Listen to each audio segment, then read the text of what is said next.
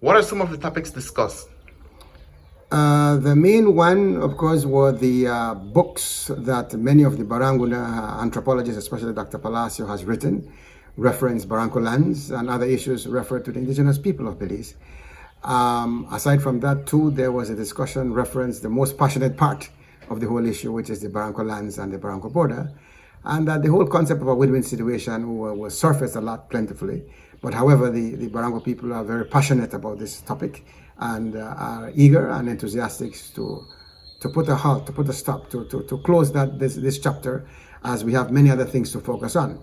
We also presented to the minister the position paper, the Vision Barranco, as part of the way forward. It comes like a position paper. It comes like a mission statement, the direction we hope to take with Barranco. We have also shared with her, and we're asking the Attorney General of Belize to reinstate the Alcalde of Barranco. The Alcalde of Barranco started way back, over 100 years ago actually, way back in 1886, and it ended in approximately 1954, 1960. So we have been instrumental in the alcalde system in Belize. As a matter of fact, Barranco was the second village to have an alcalde. I think the first one was from Satanija, somewhere in the northern districts. So Barranco has played a highly instrumental role in the alcalde system. I usually ask the Maya communities or friends from the Maya communities, how come you guys use the conch shell? I mean, are conchs found in the inner part of Belize?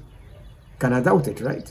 So obviously, that practice came from the village of Barranco, knowing that Toledo has networks of villages. So we believe, we're positive that that part will be favorable for us as we want to reinstate the alcalde of the village of Barranco. It's obvious that what is important for many communities in Toledo is to continue to educate our elected officials, because it is obvious that perhaps they are not too familiar with the overall history and the overall well-being of the villages of the Toledo district, and that includes Barranco. So she was embraced highly, and we're looking forward for more meetings, and we're looking forward for solving this a critical issue reference the Midway and Barranco border. By boat to Barranco. We were very fortunate to have had a fisheries department captain and vice captain in the persons of Solomon Alvarez and Clayton Gabriel. They were our captain and vice captain, and we took our time by boat, went down to Barranco, where we were warmly greeted by village leaders, including Egbert Valencio, Rosela Rana, Irma Gonzalez, Dr. Joseph Palacio. We had a mini tour of the village, went to the Daboyaba. We also went to the Garifuna Museum, and we had a fruitful discussion and meeting at the Barranco Community Center. Honorable Gilroy and I were pleased to receive little gifts from the village, and we addressed some issues with the Barranco community. I must be very frank, members of the media, and say to you that there is some disquiet in Barranco, especially having to do with the Maya land rights case, and it did come up in the meeting, even though it was a preliminary visit, a courtesy call, and just the beginning of the discussions that need to be had. It wasn't the time to get into all the nitty-gritty of the complexity of the case, but I think people understood that we were there in good faith. We take the remit of our portfolio for Indigenous Peoples Affairs seriously. And it doesn't only, as I have said before, it doesn't only have to do with the consent judgment of the Caribbean Court of Justice.